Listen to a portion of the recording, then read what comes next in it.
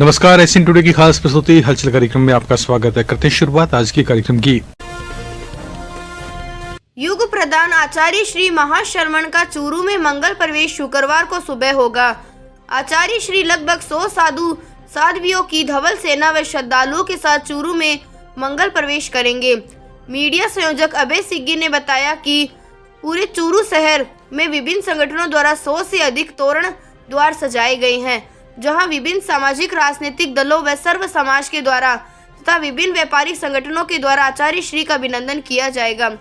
आचार्य श्री प्रातः जैन स्मारक पहुंचेंगे। वहां से सुभाष चौक, सफेद घंटाघर सहित शहर के अनेक स्थानों पर उनका अभिनंदन किया जाएगा। इसी क्रम में नगर परिषद की सभापति पायल सैनी व पूर्व विधायक हाजी मकबूल मंडेलिया के नेतृत्व में नगर परिषद के पार्षद सन सिटी रिसोर्ट के पास आचार्य श्री का अभिनंदन करेंगे।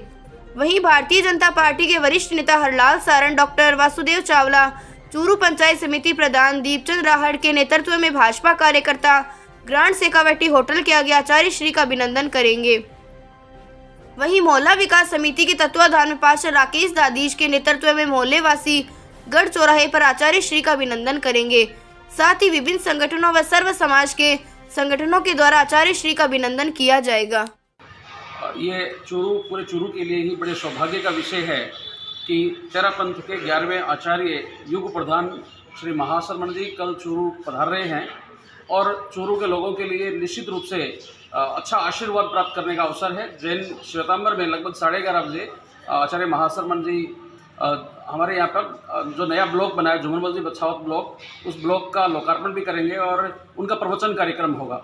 सबसे बड़ी बात तो ये है कि बच्चों के लिए, पेरेंट्स के लिए भी और समाज के लिए भी और चूरू के लोगों के लिए उनके आशीर्वाद को प्राप्त करना अपने आप में एक अहो सौभाग्य की बात है। तो यहाँ पे किस प्रकार की व्यवस्था है वो की गई है? सभी प्रकार बहुत अच्छी व्यवस्था है। पिछले लगभग 15-20 दिन से हम सब लोग इस व्यवस्था में लगे हुए हैं और बहुत ही अच्छी व्यवस्था है। हर लिहाज से गुरुदेव के जिस प्रकार के हम लोगों को निर्देश मिले हैं उनकी टीम की तरफ से हमारी व्यवस्था पक्ष जो समिति है, व्यवस्था समिति है जैन समाज की, उसकी तरफ से और जैन श्वेतांबर तेरापंथी जो ट्रस्टीगण हैं दिल्ली और कोलकाता में विराजते हैं वो भी सब पधारे हुए हैं। इसलिए सबके लिए सौभाग्य की बात है। धन्यवाद। रतननगर में हुआ आचार्य श्री महाश्रमण का पदार्पण। पालिकाध्यक्ष निकिता गुर्जर के नेतृत्व में वाहन रैली के साथ हुआ भव्य स्वागत। युग प्रधान आचार्य श्री महाश्रमण ने गुरुवार सुबह अपनी धवल सेना के साथ चूरू जिले के रतननगर कस्बे में पदार्पण किया। पालिकाध्यक्ष निकिता गुर्जर के नेतृत्व में महाश्रमण प्रवास व्यवस्था समिति की ओर से वाहन रैली के साथ आचार्य श्री का भव्य स्वागत किया गया। कस्बे की सीमा पर पालिकाध्यक्ष एवं अन्य लोगों ने आचार्य का स्वागत करते हुए आशीर्वाद लिया। वहां से बाइक रैली और ओपन जीप के माध्यम से वैदिक मंत्रोच्चार और शंख वादन के साथ धवल सेना ने रतननगर कस्बे में प्रवेश किया। इस दौरान काफी संख्या में स्कूली बच्चे भी रैली में शामिल हुए। विमल कुमार हिरावत ने बताया कि नैतिकता, सद्भावना और नशा मुक्ति समाज का संदेश देने के लिए महाश्रमण जी अब तक 3 राष्ट्र 22 राज्य की पदयात्रा करते हुए 51,500 किलोमीटर की पदयात्रा कर चुके हैं। अहिंसा यात्रा के दौरान रतननगर में उनका पदार्पण हुआ है। रतननगर में ऐसे संत का पहुंचना सौभाग्य की बात है। पालिकाध्यक्ष निकिता गुर्जर ने कहा कि 15 साल के बाद महाश्रमण जी का चूरू आगमन हुआ है। ऐसे में रतननगर कस्बे को आज बेसब्री से उनका इंतजार था। पलक पावड़े बिछाकर पूरे रतननगर कस्बे की जनता उनका अभिनंदन स्वागत कर रही है। एक दिन के प्रवास के बाद महाश्रमण जी की अहिंसा यात्रा 25 फरवरी को चूरू जिला मुख्यालय पर प्रवेश करेगी। रतननगर प्रवेश द्वार से उनका स्वागत करके हिरावत पैलेस तक उनको लेके जाएंगे। वहाँ पे उनका प्रवचन होगा और जो रतननगर ग्रामवासी हैं उनको वो दर्शन लाभ देंगे। प्रवचन भी होगा और सभी जो नगर कौन सा गाँव है था पावड़े बिछा रखे हैं, सभी स्वागत के लिए आतुर है। क्या कहेंगे?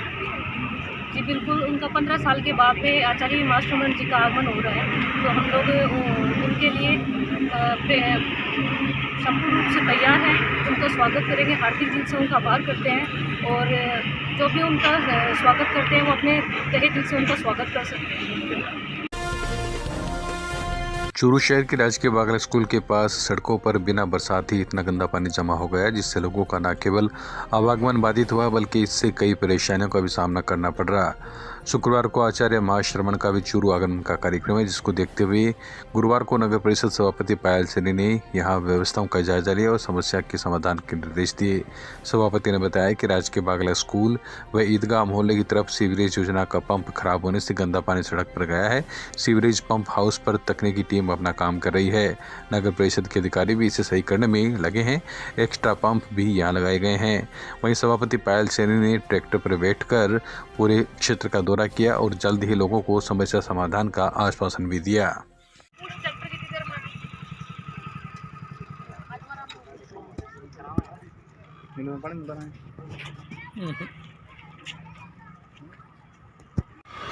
कल चूरू नगर परिषद क्षेत्र के अंदर आचार्य महाश्रमण जी का पद स्थापन हो रहा है और उन्हीं की पूर्व तैयारियों के लिए आज शहर का दौरा किया गया है। शहर की सफाई व्यवस्था व अन्य व्यवस्थाएं का निरीक्षण किया गया है। जहां एक तरफ शहर के अंदर सफाई व्यवस्था बहुत ही दुरुस्त और अच्छी पाई गई है, वहीं दूसरी तरफ जो जौहरी सागर का एरिया है वहाँ पर पानी जल भरा हुआ है, जो बड़ा चिंतनीय विषय है। और नगर परिषद की पूरी जो टीम है वो यहीं पर मौजूद है और सभी जो टेक्निकल स्टाफ है व जो संबंधित जो ठेकेदार है वो सभी यहाँ पर लगे हुए हैं। 2 एक्स्ट्रा पंप सेट भी लगाए गए हैं, लेकिन पानी जो है वो बहुत ज़्यादा है। उम्मीद की जा रही है कि रात में पानी निकल जाएगा, अन्यथा जो महाश्रमण जी का जो रूट है उसे बदल कर दूसरी तरफ से उनको लाने की हमारी कोशिश रहेगी।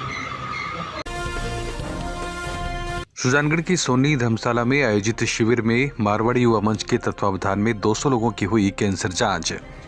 सुजानगढ़ के नयाबास स्थित सोनी धर्मशाला में अखिल भारतीय मारवाड़ी युवा मंच के तत्वावधान में नारायण प्रसाद जगदीश खोड़ के सौजन्य से कैंसर जांच शिविर का आयोजन किया गया। मंच की बस सोनी धर्मशाला के पास लगी, जिसमें रोगियों की निःशुल्क जाँच की गई। शिविर का उद्घाटन अतिरिक्त जिला कलेक्टर नरेंद्र चौधरी, मारवाड़ी युवा मंच के प्रांतीय अध्यक्ष डॉक्टर काजल वर्मा, भाजपा के पार्षद हरिओम खोड़ आदि ने किया। स्थानीय अध्यक्ष सुरेश अरोड़ा ने बताया कि शिविर में भगवान महावीर कैंसर हॉस्पिटल के स्पेशलिस्ट डॉक्टर मितेश कौशिक और doctor Navjot Kaur, SN Saxena, doctor Yogita Saxena, doctor Shashikant Soni ने अपनी सेवाएं दी। वहीं सचिव किशोर सोनी ने बस के अंदर होने वाली जांचों के बारे में विस्तार से जानकारी दी। इस दौरान उपखंड अधिकारी मूलचंद लूनिया ने भी शिविर का अवलोकन करते हुए सभी को साधुवाद दिया।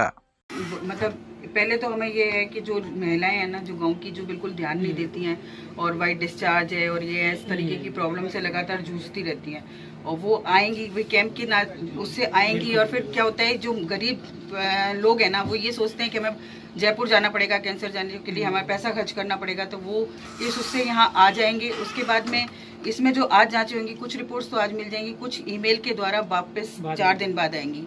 तो हम क्या करेंगे, जो पेशेंट हैं उनकी सारी स्टडी करके, सुजानगढ़ से मैं इस काम के लिए को पूरा संभालती हूँ, तो उसके बाद आती है जो रिपोर्ट, उसमें जो सस्पेक्टेड केस होते हैं उनको हम वापस बुलाते हैं, उनसे एक मीटिंग करते हैं, उनको वापस समझाते हैं और उस गंतव्य तक पहुंचाते हैं। जब इस बार तो महावीर कैंसर है यहाँ पे डिटेक्ट कर रहा है, मर्ज हो गया इसके साथ। पिछली बार वो मर्ज नहीं थे तो हमने बीकानेर में और सब जगह भेजे थे, और इस बार हम और वहाँ पे जाके भी जो उनका खर्चा होता है ना, वो स्वयं मारवाड़ी युवा मंच वहन करता है।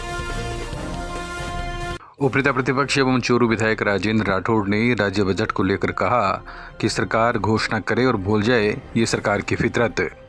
उपनेता प्रतिपक्ष एवं चूरू विधायक राजेंद्र राठौड़ ने गुरुवार को विधानसभा में बोलते हुए सरकार की बजट घोषणाओं को लेकर तमाम बातों को लेकर उन्होंने सरकार पर निशाना साधा है। अपनी चर्चा के दौरान अपने संबोधन में उपनेता प्रतिपक्ष राठौड़ ने कहा कि उनके संसदीय जीवन में ये पहला मौका रहा जब सरकारी मशीनरी बजट को लेकर इतनी सक्रिय दिखाई दी। सरकारी विज्ञापन पहले से जारी किए गए और बताया गया कि पहला कृषि बजट प्रस्तुत होगा। पहली बार सरकारी हलकारों को सुनने के लिए अलग अलग जगह बैठने के लिए बोला गया। राजीव गांधी केंद्र से किसान जब वापस निकल रहे थे तो उनको ये बात सामने देखने को मिली कि ना तो कृषि मंत्री का चेहरा दिखा, ना कृषि बजट दिखा, सिर्फ एक चैप्टर बढ़ाया गया, जो कि एक अलग सी बात दिखाई दे रही है। राठौड़ ने सरकार पर आरोप लगाया कि केंद्र प्रवर्तक योजनाओं को अपना नाम देकर सरकार अपनी पीठ थपथपा रही है। उन्होंने कहा कि पिछली बजट घोषणाओं पर किसी ने दृष्टिपात नहीं किया, तालियां बजती रही, लेकिन जनता का ट्रस्ट तोड़ा गया है। उन्होंने कहा कि हम संसदीय लोकतंत्र को छोटा कर रहे हैं और सरकार की ये नीति बन गई है कि घोषणा करो और भूल जाओ। ये सरकार की फितरत है। सरकार घोषणाओं को बजट के बस्ते से बाहर तक नहीं निकालती। यूक्रेन में फंसे चूरू लोकसभा क्षेत्र के छात्र छात्राओं के लिए आगे आए सांसद राहुल कस्वां। विदेश मंत्री को लिखा पत्र। सांसद राहुल कस्वां ने विदेश मंत्री एस जयशंकर को पत्र लिखकर यूक्रेन में उत्पन्न युद्ध की स्थिति के बीच वहां फंसे भारतीयों की विशेष विमान की सहायता से स्वदेश वापसी की मांग की है। सांसद ने बताया कि युद्ध की स्थिति के बीच यूक्रेन में अनेक भारतीयों के साथ साथ चूरू लोकसभा क्षेत्र के कई छात्र छात्राएं फंसे हैं। अतः केंद्र सरकार अतिशीघ्र विशेष इंतजाम कर भारतीयों की स्वदेश वापसी सुनिश्चित करे, जिससे वहां फंसे भारतीयों और उनके परिजनों को राहत मिल सके।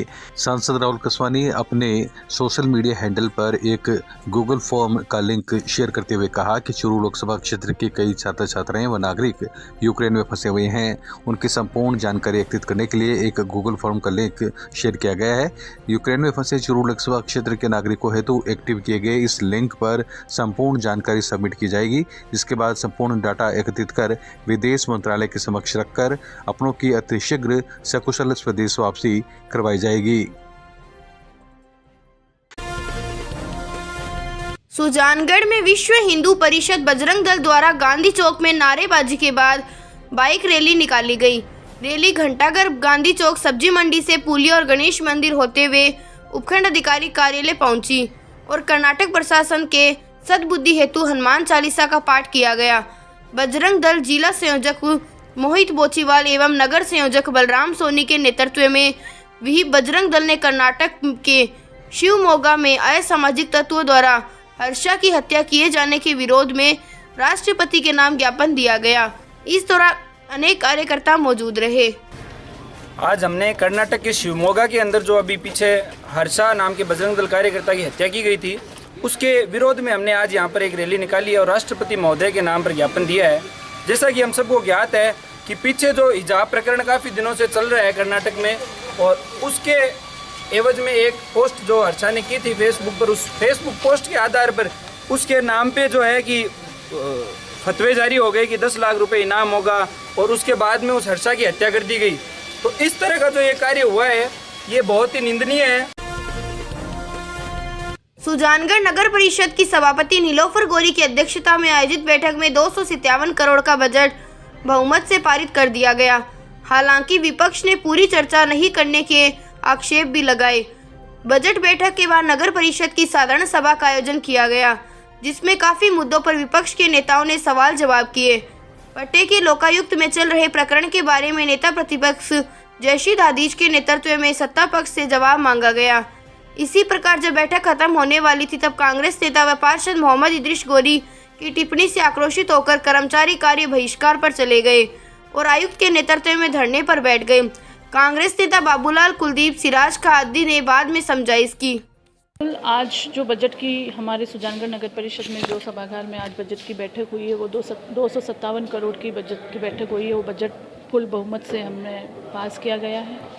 इसमें हमने बजट में शहर के सौंदर्यीकरण विकास को देखते हुए हमने इसमें जो बजट में जो काम लिया गया है, इसमें शहर के हित के लिए हमने जो बजट निकाला गया है, तो इसमें काफ़ी पार्षदों का सहयोग मिला है हमें और ये बजट पास हुआ है।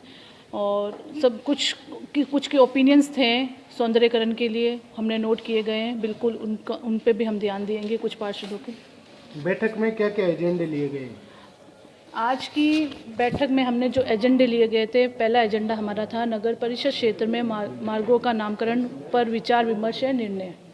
दूसरा एजेंडा था सभापति महोदय हेतु नए वाहन क्रय करने। क्या करें इस बैठक के बारे में? आज 2 बैठकें रखी गई, पहली बजट की और दूसरी साधारण सभा की बोल के।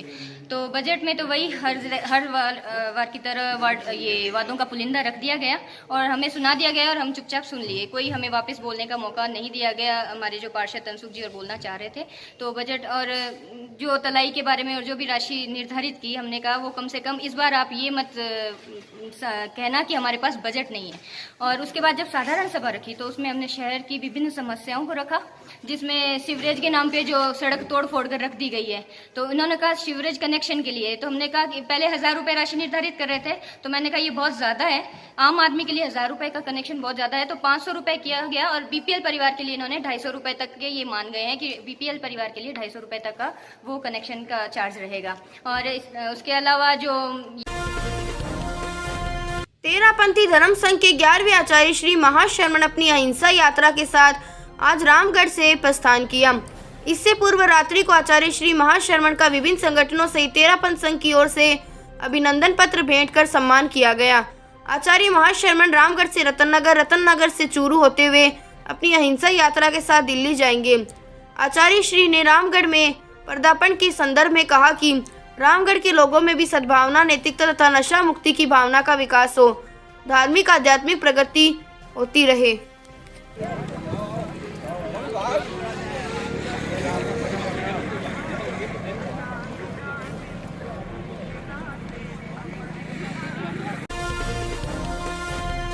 चूरू शहर की सड़कों पर दौड़ते आवारा पशु आम आदमी के साथ सड़कों पर चलने वाले वाहनों के लिए खतरा बन गए हैं। सड़कों पर चलती गाड़ियों और चलते राहगीरों के लिए जान का खतरा बना रहता है। बीती रात नई सड़क पर किनारे खड़े वाहन पर आवारा पशुओं द्वारा वाहन से टकराकर वाहन को नुकसान पहुंचा दिया। अगर उस वक्त वाहन के अंदर कोई और होता तो बड़ा हादसा हो जाता।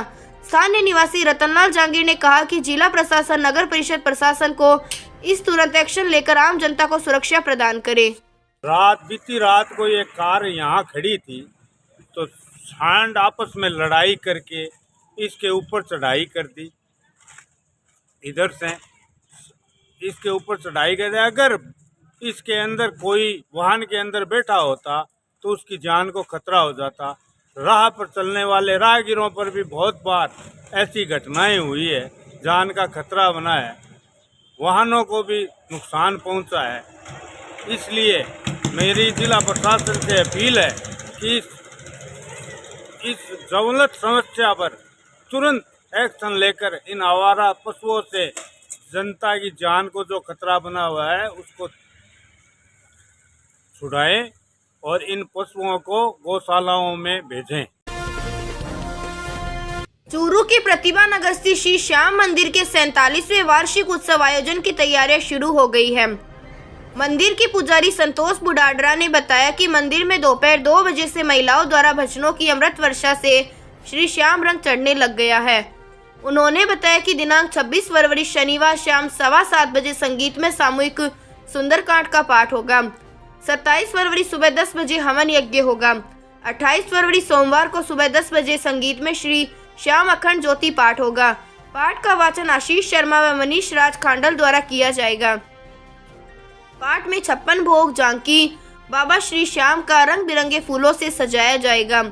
दिनांक 1 मार्च मंगलवार की दोपहर 2 बजे श्री श्याम प्रभु की शोभा यात्रा व निशान यात्रा निकाली जाएगी, जो शहर के पंचमुखी बालाजी मंदिर, गढ़ चौराहा, सफेद घंटाघर, सुभाष चौक, भाईजी चौक, ओझा मार्ग, प्रतिभा नगर होते हुए वापस श्री श्याम मंदिर पहुंचेगी।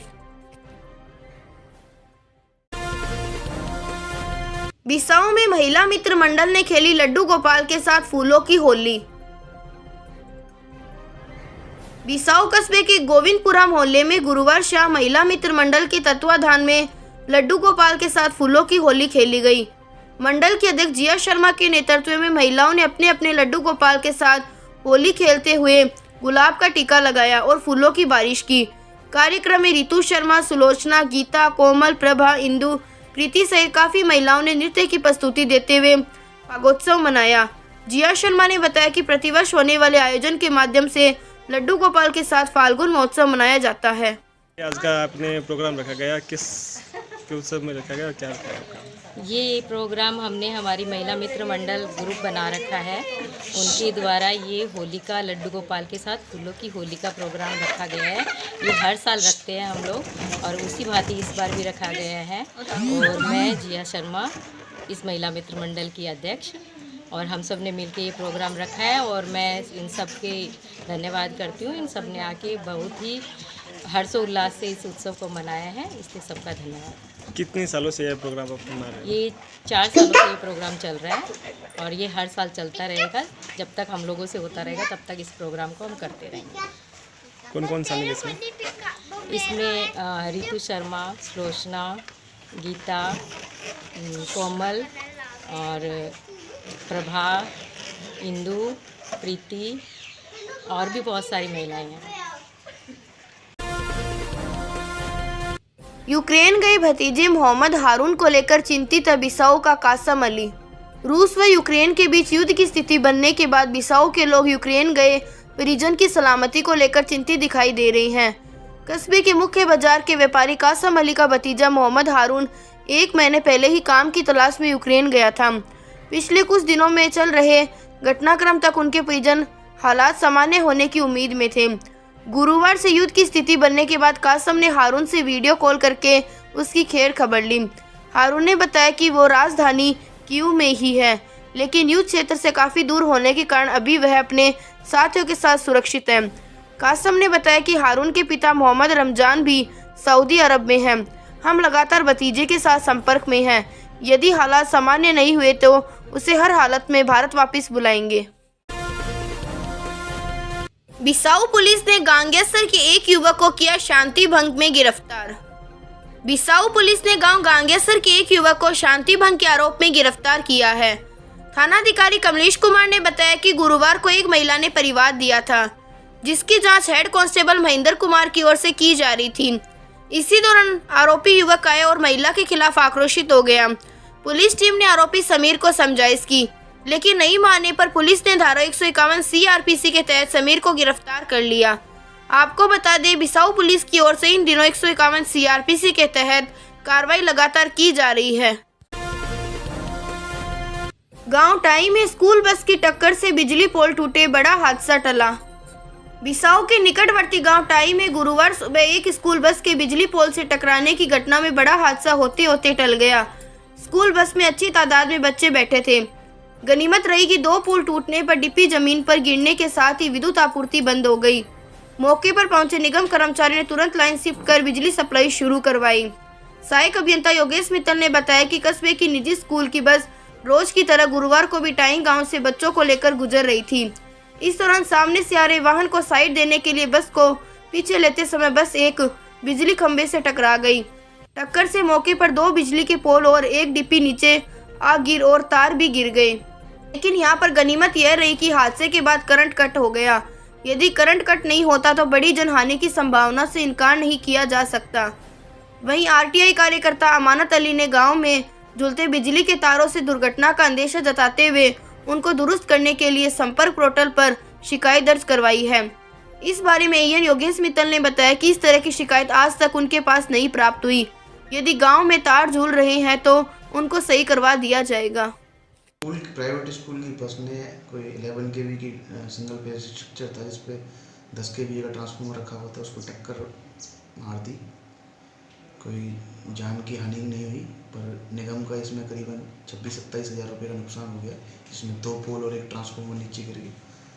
रोड पे आ गए तो उनके जो फाल्टी सेक्शन था उसको हटा के सप्लाई चालू कर दी गई है। बाकी जिससे स्कूल से संबंधित थी बस, उनको इन्फॉर्म कर दिया गया अमाउंट जमा कराने के लिए। अगर अमाउंट जमा नहीं कराएंगे तो FIR कार्रवाई की। कब की घटना है सर? ये सुबह करीबन 9-9 बजे।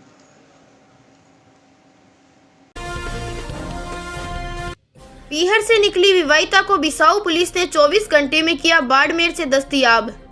बिसाऊ थाना क्षेत्र के एक गांव में अपने पीहर से निकली विवाहिता को पुलिस टीम ने 24 घंटे में ही बाड़मेर से दस्तयाब कर लिया। थानाधिकारी कमलेश कुमार ने बताया कि गांव की एक महिला ने अपनी विवाहिता पुत्री की गुमशुदगी दर्ज करवाते हुए 22 फरवरी को रिपोर्ट दी, जिस पर पुलिस ने मोबाइल फोन की लोकेशन को ट्रेस करते हुए 24 घंटे में ही विवाहिता को बाड़मेर से दस्तयाब कर लिया। पुलिस टीम पीड़ित मां को साथ लेकर बाड़मेर पहुंची विवाहिता को बिसाऊ ले आई। थानाधिकारी ने बताया कि विवाहिता ने अपने बयानों में घूमने के लिए अपनी मर्जी से घर से निकलने की बात कही। बाद में 23 वर्षीय विवाहिता अपनी मां के साथ गांव चली गई। उक्त विवाहिता करीब 2 साल से अपने पति से अलग रह रही है। देखिए, 22 फरवरी को एक विवाहिता घर से बिना बताए चली गई थी, जिसके संबंध में थाने पर 22 फरवरी को ही गुमशुदगी FIR दर्ज हुई थी और FIR दर्ज के बाद पुलिस टीम गठित कर वह इसकी मोबाइल नंबरों की कॉल डिटेल निकलवाकर विवाहिता की तलाश की गई और मोबाइल कॉल डिटेल के आधार पर दिनांक 23 फरवरी को रेलवे स्टेशन बाड़मेर से विवाहिता को दस्तयाब किया गया और विवाहिता से पूछताछ की गई। तो विवाहिता ने बताया कि मैं मेरी स्वयं की इच्छा से घूमने के लिए बाड़मेर गई थी और अब मैं मेरी मां के साथ जाना चाहती हूं। इस पर विवाहिता की इच्छा के अनुसार इसकी मां को सुपुर्द कर दिया है। भाजपा प्रदेशाध्यक्ष सतीश पूनिया के बयान को लेकर महिला कांग्रेस ने जताया कड़ा विरोध। कलेक्ट्रेट के सामने पुतला फूंक कर किया प्रदर्शन। जिला कलेक्ट्रेट के सामने गुरुवार को चूरू महिला कांग्रेस की ओर से प्रदेश महिला कांग्रेस के आह्वान पर कलेक्ट्रेट के सामने प्रदर्शन करते हुए भाजपा प्रदेश अध्यक्ष सतीश पूनिया का विरोध जताते हुए पुतला फूंक कर नारेबाजी की। इस दौरान महिला कांग्रेस की जिला उपाध्यक्ष सुनीता बाकोलिया, दीपिका सोनी, ज्योति सिंह, विमल बाकोलिया, रजनी देवी, सरोज देवी, विमला देवी, शारदा देवी, सोना देवी, सरोज, अनेक महिला कार्यकर्ताओं के साथ साथ कांग्रेस नेता रियाजत खान, जमील चौहान, रतनलाल जांगिड़, मुबारक भाटी, रफीक चौहान, सिराज खाजोइया, अब्बास खां अगवान, साजिद चौहान मिस्त्री सहित काफ़ी कार्यकर्ता मौजूद रहे। सभी ने भाजपा प्रदेशाध्यक्ष के खिलाफ जमकर नारेबाजी की और इस दौरान अपना आक्रोश जताते हुए पुतला फूंक कर विरोध प्रदर्शन किया और बयान के खिलाफ अपनी नाराजगी भी जताई। आज हम ये सतीश पूनिया का यहाँ पे पुतला जला रहे हैं। कल हमारे दिल्ली मुख्यमंत्री अशोक गहलोत जी ने बहुत ही अच्छा बजट पेश किया। उसके बाद उन्होंने सतीश पूनिया जी ने बहुत ही निंदाजनक, अपमानजनक महिलाओं के लिए जो शब्द बोले हैं, ये काले गोरे के बातचीत की है, ये बहुत ही अपमानजनक है, महिलाओं का अपमान किया है। हम इसकी कड़ी निंदा करते हैं। मैं चूरू से सुनीता बाकोलिया, चूरू जिला महिला कांग्रेस की उपाध्यक्ष। बालिका उच्च माध्यमिक आदर्श विद्या मंदिर चूरू में हुआ वैज्ञानिक प्रतियोगिता का आयोजन। बालिका उच्च माध्यमिक आदर्श विद्या मंदिर चूरू में डॉक्टर CV रमन की याद में 22 फरवरी से 28 फरवरी तक विज्ञान सप्ताह मनाया जा रहा है। जिला प्रचार प्रमुख बाबूलाल प्रजापति ने बताया कि गुरुवार को विज्ञान विभाग के प्रभारी मीनू जालंधरा के नेतृत्व में आयोजित कार्यक्रम के तहत वैज्ञानिक प्रतियोगिता हुई। प्रतियोगिता में कक्षा 6 से 12 की 30 छात्राओं ने उत्साह के साथ भाग लिया। बहन खुशी शर्मा ने शानदार तरीके से डॉक्टर CV रमन के जीवन परिचय को विस्तार पूर्वक बताया और उनके महान उपलब्धियों के बारे में अंग्रेजी में परिचय दिया। इसमें स्थान प्राप्त करने वाली बहनों को समापन सत्र 28 फरवरी को विज्ञान दिवस के अवसर पर पुरस्कृत किया जाएगा। कार्यक्रम का संचालन आशा शर्मा, प्रीति सोनी और विजय लक्ष्मी कौशिक ने किया। थिंक पार्टिकल और molecule, it has a change of velocity in its frequency, and for this the National Council of Science and Technology has requested the Indian government to celebrate the day as National Science Day, and the government of India has accepted their request, and from then we celebrate this day as National Science Day. We know that science is very important part of our life. We can't imagine our life without science. Now it's